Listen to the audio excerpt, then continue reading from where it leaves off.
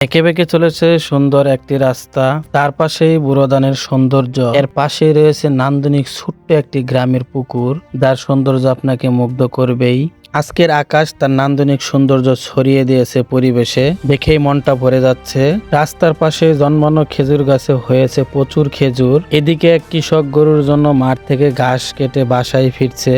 সম্মানিত ভিউয়ার্স, আসসালামু আলাইকুম। নতুন আরো একটি ভিডিওতে আপনাদেরকে স্বাগত জানাচ্ছি। আজকের এই ভিডিওতে আমি তুলে ধরবো আন্দারপাড়া গ্রামের কিছু জীববৈচিত্র্য। সময় নিয়ে ভিডিওটি দেখবেন, আশা করি ভিডিওটি আপনাদের ভালো লাগবে। চলেন আর কথা নয়, এবার চলে যাচ্ছে সরাসরি ভিডিওতে।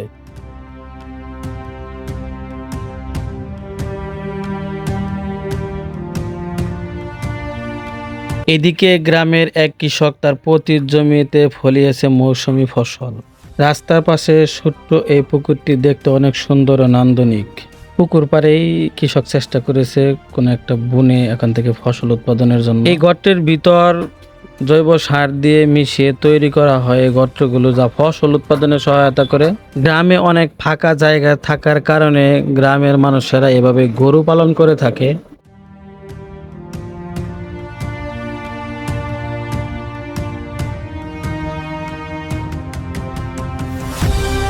বুড়ো ধানগুলো একদম পেকে গেছে, কাটার জন্য উপযোগী হয়ে উঠেছে। যত দ্রুত সম্ভব আবহাওয়া থেকে রক্ষা পেতে, ঝড় বৃষ্টি থেকে রক্ষা পেতে ফসল ভালোভাবে গড়ে তোলার জন্য খুব জরুরিভাবে কাটা প্রয়োজন, নইলে যে কোনো সময় ঘটে যেতে পারে অ্যাক্সিডেন্ট।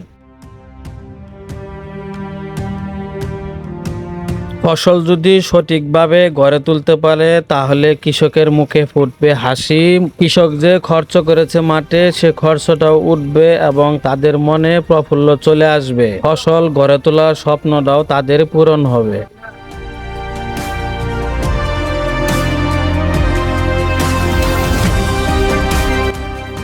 অন্যদিকে আজকের আকাশটা এমনভাবে সেজে আছে, দেখতেই ভীষণ ভালো লাগছে।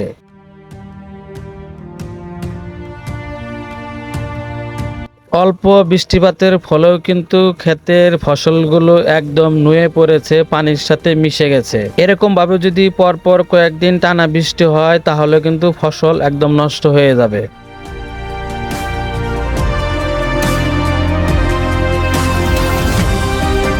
আজকের আকাশ এতটাই মুগ্ধতা ছড়িয়েছে, দেখতে আমার কাছে ভীষণ ভালো লাগছে। দু চোখ যেদিকেই তাকাবেন শুধু চারদিকেই দেখবেন ফসলের মাঠ আর ফসলের জমি। এক কথায় এসব গ্রামের কৃষকদের স্বপ্ন।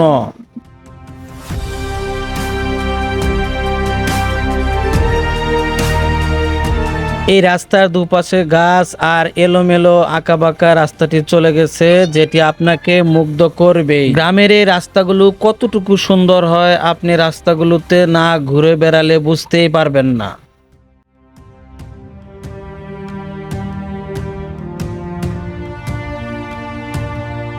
হঠাৎ পাশে তাকাতেই দেখি গাছের লত, এগুলো তো সাধারণত এখন আর দেখা যায় না। রাস্তার পাশে একটি খেজুর গাছ, সেই খেজুর গাছগুলোতে প্রচুর পরিমাণ খেজুর আসছে, খুব সুন্দর লাগছে। আজকে কেন জানি বারবার আমার চোখ দুটো ফসলের মাঠ আর আকাশের দিকে চলে যাচ্ছে, কোনোভাবে আমার চোখ ফেরাতে পারছি না। হঠাৎ এই ফসলের মাঠের এপাশে দেখতে পারলাম গ্রামের ছোট্ট একটি দৃষ্টিনন্দন পুকুর, যা আমাকে খুবই আকর্ষিত করেছে। গ্রামের এক কৃষক পতিত এই জমি ভিটাতে লাগিয়েছে নানা রঙের নানান জাতের কলার গাছ। মূলত এগুলো সবজি কলার গাছ। জায়গাটা পড়েছিল, এখানে রোপণ করেছে। দেখেন গাছগুলো কিন্তু মোটামুটি ভাবে খুব ভালোই হয়েছে। এ পাশে ছোট কিছু বড় মিশ্রভাবে লাগিয়েছে। তবে আমি যতটুকু জানতে পারলাম এখানে সবজি কলার প্রত্যেকটা গাছগুলি উনি লাগিয়েছে এবং প্রত্যেকটা গাছের গুঁড়ে উনি দিয়েছেন জৈব সার।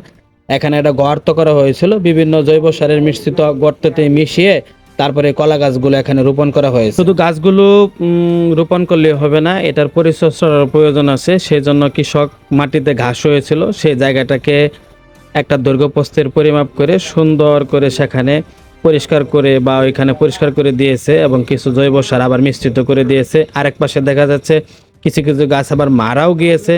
তবে বিশেষ করে এমনিতে দেখতে খুবই ভালো লাগছে। তবে আশা করা যায় যদি উনি ভালোভাবে পরিচর্যা করতে পারে গাছগুলো অবশ্যই ভালো হবে।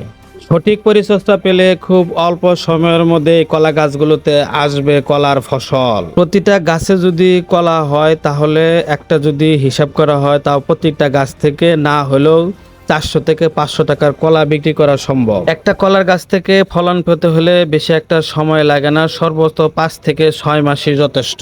পতিত জমি ফেলে না রেখে একটু একটু করে পরিশ্রমের মাধ্যমেই স্বাবলম্বী হচ্ছে গ্রামের কৃষকেরা।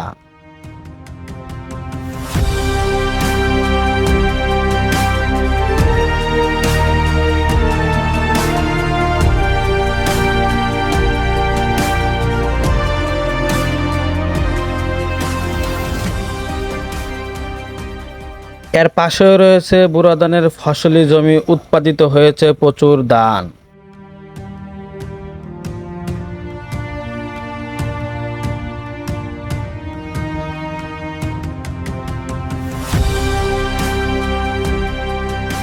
হঠাৎ করে একটু সামনে তাকাতেই দেখি বৃদ্ধ এক বয়সী লোক তার গরুর জন্য মাঠ থেকে ঘাস কেটে রাস্তায় উঠে বাসায় নিয়ে যাচ্ছে।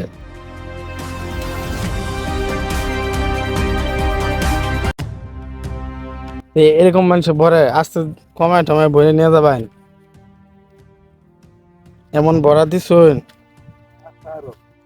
সর্বনাশ। আরো আছে?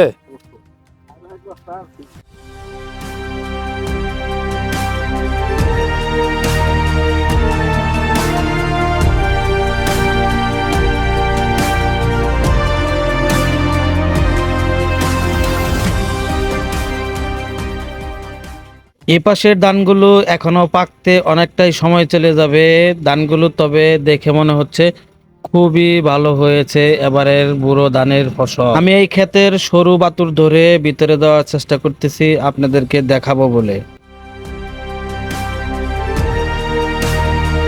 আজকের আকাশটা যেমন পরিষ্কার, চারদিকে এরকম যদি সুন্দর আবহাওয়া থাকে তাহলে কৃষকেরা তাদের সোনার ফসল সুন্দরভাবে ঘরে তুলতে পারবে।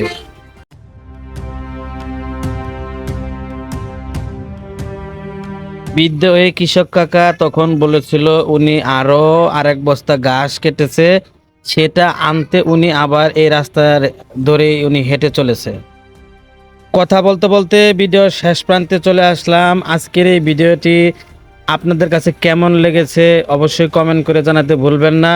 আমিও আবার সেই সুন্দর রাস্তাটি ধরে আমার গন্তব্যে যাওয়ার চেষ্টা করতেছি। এই ভিডিওর মাধ্যমে আপনাদেরকে দেখানোর চেষ্টা করেছি এই রাস্তার দুই পাশে প্রান্তরে মাঠে এবং কি অবস্থাটা, এটার বৈচিত্র্য তুলে ধরার জন্য। আজকের এই ভিডিওটি যদি আপনাদের ভালো লাগে অবশ্যই লাইক, কমেন্ট এবং একটা সাবস্ক্রাইব করে পাশে থাকবেন। নতুন কোনো আরো একটি ভিডিওতে আপনার সাথে কথা হবে, দেখা হবে। আজকে এই পর্যন্তই। সকলে ভালো থাকুন, সুস্থ থাকুন। আসসালামু আলাইকুম।